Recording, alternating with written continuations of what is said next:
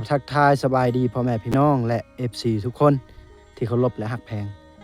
ตอนนี้คมแหนมเห็นแต่หัวภูสูงแล้วก็เห็นมีหมู่บ้านนึงอยู่นี่ทุกคนโอ้เนาะบ่ฮู้ว่าจักครอบครัวแต่ว่าเฮาสูมมัวนี้เนาะมัวไปเลยเอาคมห้ามวิธีจะลงหมู่บ้านนี้ให้ได้เนื่องจากว่าคมเบิ่งวิวทางเทิงนี่งามแฮงและก็เชื่อว่าหมู่บ้านแห่งนี้จะมีวิธีแบบดั้งเดิมเนาะแล้วก็เฮือนซานบ้านแปลนดังเดิมนี่เส้นทางลงนี่แต่ว่าเฮายังมีขนมอยู่ไปแจกจ่ายให้เด็กน้อยโอเคเฮาจะลงไปน้ำกันเลยในหมู่บ้านแห่งนี้เด้อทุกคนเด้อโอ้โหนี่ไปทุกคนทมิตเฮาว่าสิบ่ได้บันทึกการเดินทางแต่ว่าเนื่องจากว่าวิวทิวทัศน์นี่งามแห่งทุกคนก็เลยบันทึกไปเลยซะนี่โอ้ชาวบ้านเพิ่นเฮ็ดสวนตัวนี้จะเป็นสวนมันต้นไดตอนทำอิฐกับเจ้าก็สิปลูกเข้าให้ก่อนแล้วเนาะหลังจากรอบที่2กับเจ้าก็สิปลูกมันต้นเพื่อจะขายส่งออกมันต้นนี้จะมีข้าวกินในปีต่อไปเนาะในปีแรกกับเจ้าก็สิปลูกข้าวล่ะอย่าด่ามาได้ทุกคนว่าโอ้เป็นยังคือกับเจ้าทำลายป่าเป็นยังคือทางให้คือทางป่าถ้าว่ากับเจ้าบนทางป่ากับเจ้าเอายังมากินทุกคน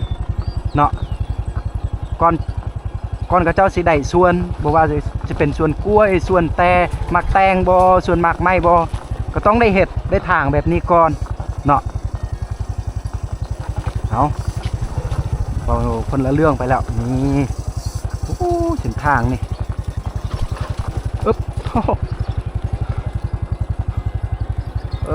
เขาเห็นหมู่บ้านเขาแล้วคุณลงคอยนี่แหละเขาเอิ้นว่าลงคอย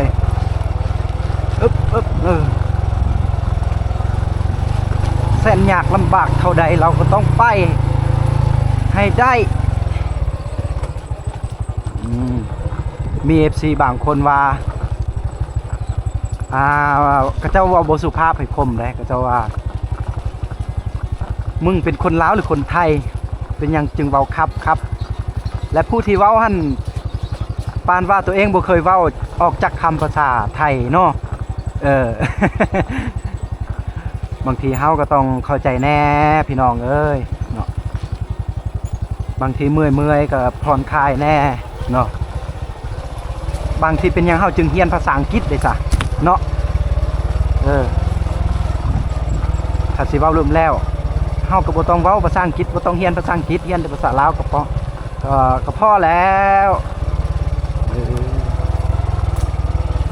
ก็ต้องผ่อนคลายแน่เวลาบางทีคลายเครียดแน่เมื่อยแน่ถ้าสิเว้าภาษาไทยแต่ต้นจนจบก็สิว่าอยู่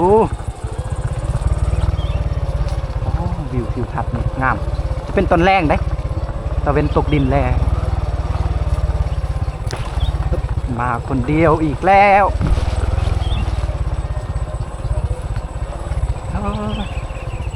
บ่อยากคิดเลยถ้าว่าฝนตกเนาะในหมู่บ้านแห่งนี้เส้นทางลงนี่โยรถมันสิไล่ไปเลยเบรกก็บ่อยู่ดอก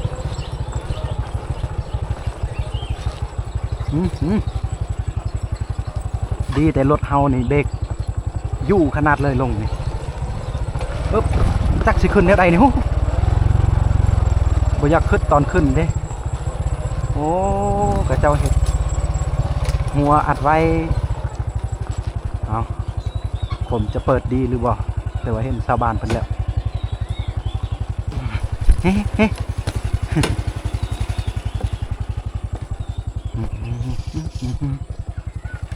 รถกระเจ้าน่าจะให้ไปเนาะ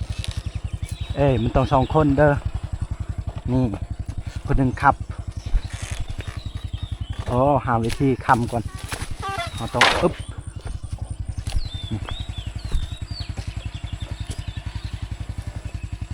ผมว่าน่าจะว่าเอารถจักรไปดีกว่าผมน่าจะจอดไว้อย่างนี้หาบนจอดก่อนเพราะว่าเขาบ่ได้อยู่บ้านเขาบ่ได้นอนเลย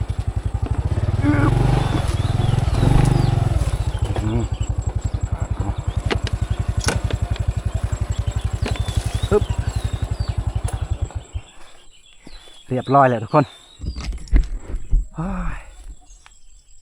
พอดีเฮาจอดรถจักรไว้ที่นี่แล้วก็เฮาสิเดินไปหมู่บ้านกับเจ้าไปเสียงนกทุกคนป้าเขาไปบ้านเพิ่นนี่พอดีขอใครเด้อคือเสียงแล้วก็แก๊กก็คือคมจับถุงยางเพื่อจะแจกจ่ายขนมให้เด็กๆเขาโอ้ยเสียงนกนี่ไปละนี่ไปแจกจ่ายเด็กน้อยก่อนเข้าไปได้บาดนี้ทุกคนเลยเด็กน้อยก็เห็นคมเผากระโดกะมาเลยบาดนี้นี่จะได้กินขนมเลยได้ถ้าผู้ได้มาก้อนจะได้กินก้อนพอดีทางหน้าของภาพแห่งนี้เดี๋ยวเอียลมันล่ำ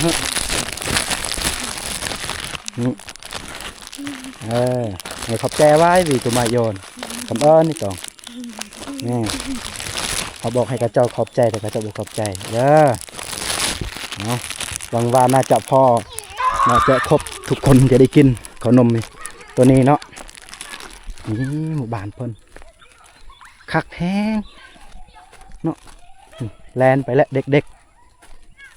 ๆโบเห็นไฟฟ้าเนาะบ้านนี้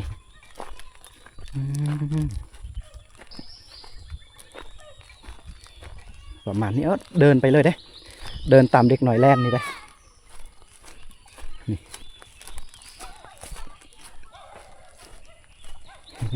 หนองมา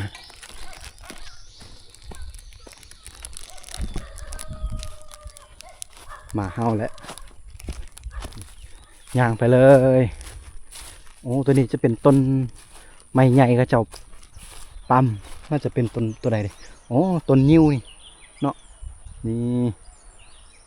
โอ้ต้นตัวนี้ถ้าเฮาบ่ปั๊มลงนี่เวลามันใหญ่นี่งามันมักหักแล้วถือบ้านเฮาถือเขื่อนเฮาได้โอ้ยามนี้ก็เขียวได้โอ้บ้านนี้คักเป็นยังจึงว่าคักเพราะว่ายามเดือนนี้จะเป็นเดือน4แต่ว่า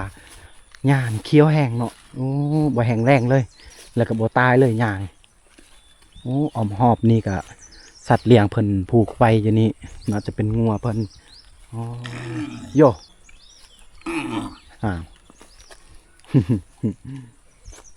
อ้อมหอบนี่ต้นทนหอมได้เย็นเลย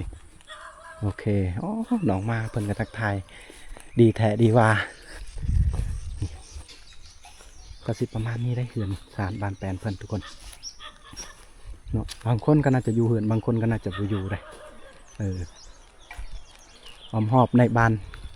เหือนเพิ่นนี่ธรรมชาติบ่ให้เว้าประกอบด้วยเสียงนกเนาะฮ้องทุกคนน่าจะได้ยินในกล้องอยู่นี่คือความคักบ้านเพิ่นที่คมเข้ามาโอ้โตแต่ว่าบ่เห็นบ่หัวน้ำอยู่ใส่กระเจ้าเอาอ้อมหอบนี่บ่มีน้ำใส่เนาะตัวนี้อีกครอบครัวนึงแล้วก็เด็กๆที่กระเจ้าแลนเมื่อกี้นี่อยู่นี้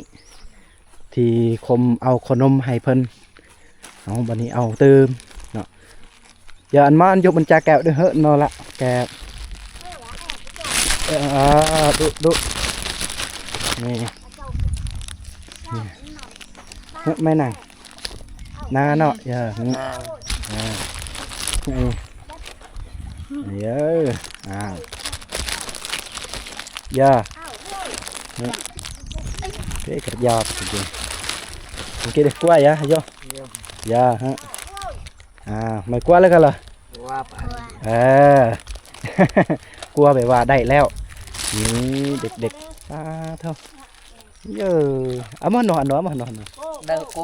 cô nàng côนี่เด็กๆน่าหักมีความสุขเอ้ยโยสัญญาณละมีความสุขที่ได้กินขนมคมเผากระโดเนาะเอาเป็นบรรยากาศยามแรงๆก็สิเข้าบรรยากาศเลยเลยอย่าไม่ลอยโอ้ย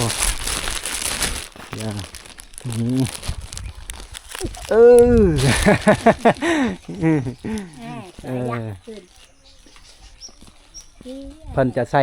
ชุดส่วนเผากระโดเลยได้เนาะอาจจะให้นะเดี๋ยวจะตักนะแจ้เลอ นี่เนาะเพิ่นว่าเพิ่นใส่ชุดสมัยแตะกี้สมัยโบราณเราว่าเราเป็นคนที่สมัยแตะกี้นี่เราว่าเราเป็นคนที่อายุสูงสมัยปู่สมัยย่าตะกี้อันนี้จะเป็นเฮาห้องย่าได้แม่เฒ่าประมาณนี้แหละแกมาให้จำโยนนะจ๊ะนึงมันติดกันจ้วดำเลยอยู่นะหมดแกมาให้จำโยนเราว่าเราคนเฒ่าแก่แล้วคนอายุสูงแล้วก็บ่ได้อีหยังนำหมู่ครูสิได้อีหยังแหละสิเอาอีหยังมาให้ขนมนี่ล่ะเนาะ ไปhọc cái nhang ôm học thân đi tôi mai nệ nhà cây về nhà thì dồn kẹo ngày riêu mà bà ô họ thà và đích nói bàn phân phải say mấtคือบ่เห็นเขาว่าก็เจ้าไปบุญนะบุญละเปิบบานต้องกวนไปลุ่มโหนกนี่ถือว่าดีแห่งบานเพิ่นทุกคนได้ยินเสียงนกนี่บ้านเพิ่นนี่จะบ่มีไฟฟ้าเลยได้ยินเสียงนกนี่ล่ะ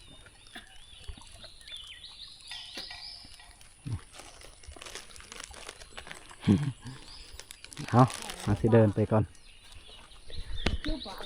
เบิ่งอ้อมรอบอีกครั้งนี้ทุกคนเดอะคือต้องวางตุกกี้จับเดอะเลย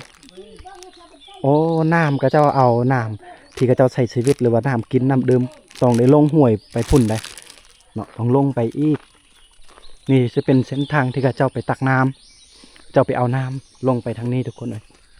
นี่เนาะทีนี้ลงลุ่มพุ่นละเนาะหมู่บ้านเพิ่นก็ขาดน้ำกินนี่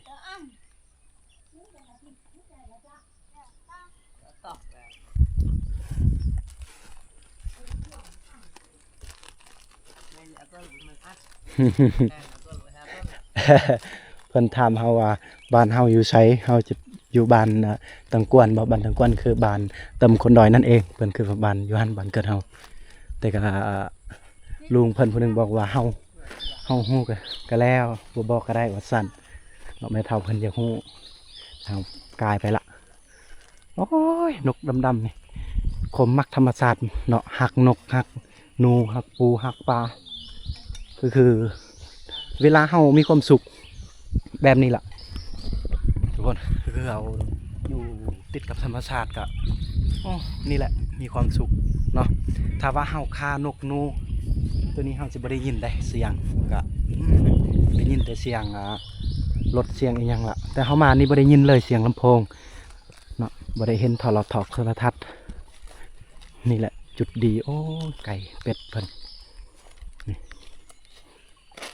เรื่องนี้ก็เจ้าน่าจะไปให้ที่ทางพุ่นได้ยินเสียงไก่ป่านี่เพิ่นน่าจะอยู่หรือบ่อยู่ครับบ่ฮู้โอ้นี่ก็จะเงินบานห้างที่6ห้างไปแล้วทุกคนนี่เรือนสมัยตะกี้สมัยโบราณเลยเนาะ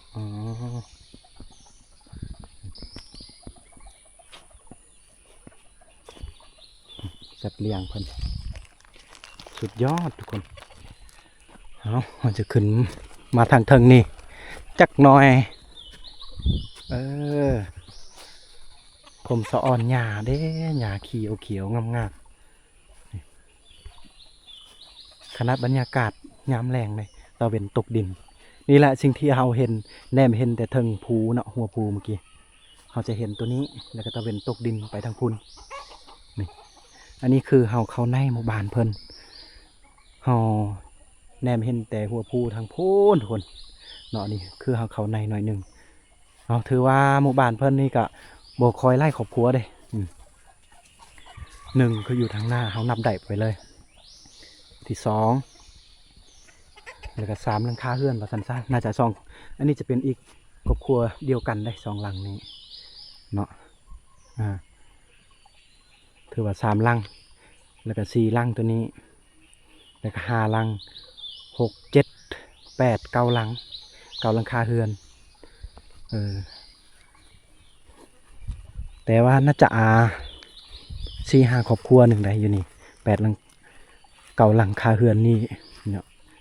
ประมาณ5 ครอบครัวที่ยังอยู่เนาะที่บ่แม่นยังอยู่อันนี้ก็จะเป็นบ้านเขาล่ะ บ่เขาสิไปไสบ่ได้เขาก็อยู่นี่ล่ะนี่อ้อมรอบหมู่บ้านเพิ่นเนาะธรรมชาติที่สวยงามอุดมสมบูรณ์หาเบิ่งยากเนาะก็เจ้าว่าเขาไปอะนะบุญละปืบคือไปบุญละปืบอยู่เวียดนามพุ่นใดถ้าบ่นี่ก็คือครอบครัวที่เฮาเห็นอันนี้ก็เจ้าก็สิอยู่ครบไปเลยจริงๆเนาะครบแต่ละหลังคาเรือนเนาะแต่ละครอบครัวก็บางครอบครัวก็เจ้าก็น่าจะยังบ่ทันหาแต่ให้เนาะอาชีพของชาวบ้านเพิ่นเฮ็ดให้เด้ทุกคนก็ประมาณนี้เด้ก็บ่ได้มีอิหยังหลากหลายที่เฮาเข้าไปเบิ่งเนาะเฮาคิดว่าจะเป็นหมู่บ้านที่มีหลายครอบครัวเต็มอยู่นี่เลยเพราะว่าเฮาแนมเบิ่งแต่ทางเทิงพุ่นเฮาก็มีรู้สึกแบบโอ้ยอยากไปเบิ่งมันมีอิหยังแท้นะประมาณนี้นะแต่อันนี้เฮาก็ได้เบิ่งได้เห็นได้รับชมประมาณซั่นนี้ล่ะโอเคเดี๋ยวเฮาสิไปให้เพิ่นหมดเลยเด้แล้วก็เพิ่นจะแบ่งกินไปเลยในขนมนี่ประมาณนั้นเลยทุกคนคือย่างไปก่อนโอเคทุกคนก็ต้องขอขอบอกขอบใจทุกคนหลายๆที่ได้เบิ่งได้เห็นวิถีชีวิตในหมู่บ้านแห่งนี้คลิปนี้อาจจะสั้นๆเนาะก็บ่ยาวเกินไปอาจจะยาวแน่หรือว่าสั้นแน่ก็ว่ากันไปแหละแต่ว่าก็บ่ได้มีอย่างหลากหลายที่เราเลาะไปเลาะติดตามเนาะหมู่บ้านเพิ่นเราก็ได้แจกจ่ายขนมให้เด็กๆเพิ่นเนาะนี่เป็นหมู่บ้านที่บ่ได้มีไฟฟ้าหมู่บ้านที่บ่มีสัญญาณแต่ว่าธรรมชาตินี่สู่หมู่บ้านนี้บ่ได้เนาะบ้านอื่นสู่บ่ได้ทุกคนโอ้ได้ยินเสียงนกบางหมู่บ้านก็อาจจะมีต้นไม้ใบหญ้างามกว่านี้แต่ว่านกบ่ได้ยินแบบนกฮ้องเลยยามแลงอันนี้ก็ได้ยินนกฮ้องได้ยินเสียงไก่ป่าโอ้ยทุกคนเลยเนาะอ้อมรอบหมู่บ้านแห่งนี้ทางเทิงพุ่นก็มีแต่ภูผาป่าไม้งามๆหมู่บ้านเพิ่นบ่ได้มีน้ำใส่บ่ได้มีไฟฟ้าใส่แต่ว่าก็เจ้าอยู่แบบเรียบง่ายเนาะอยู่แบบพอเพียงเนาะจะมีเฮือนแบบดังเดิมไปเลยทุกคนโอ้โหทางนี้ก็เต็มแต่ต้นงิ้วได้แล้วก็ต้นนี่ยังบ่ได้เฮาก็บ่ฮู้ได้ประมาณนี้ละทุกคนโอเคขอขอบอกขอบใจทุกคนในไลน์เนาะหมู่บ้านนี้ก็เจ้ามีวัดวาอารามได้จะน้อยว่าบ่หมดเนาะแต่ก็เจ้าเสือถือผีบรรพบุรุษแล้วก็อยู่เมืองสมุยแขวงสารวันแต่ลืมถามว่าเป็นหมู่บ้านอีหยังบ่เด้เฮาก็ฟ้าวเมื่อแน่เพราะว่าตะเวนกำลังตกดินแล้วก็มันยันมืดแล้วก็ยากเฮาไปคนเดียวแน่โอเคมีแต่ว่าพบวิดีโอถัดไปวิดีโอต่อไปว่าเฮาสิไปบ้านได้แน่เนาะโอเคทุกคนสำหรับบ้านนี้ก็ขอสิ้นสุดเพียงเท่านี้ทุกคน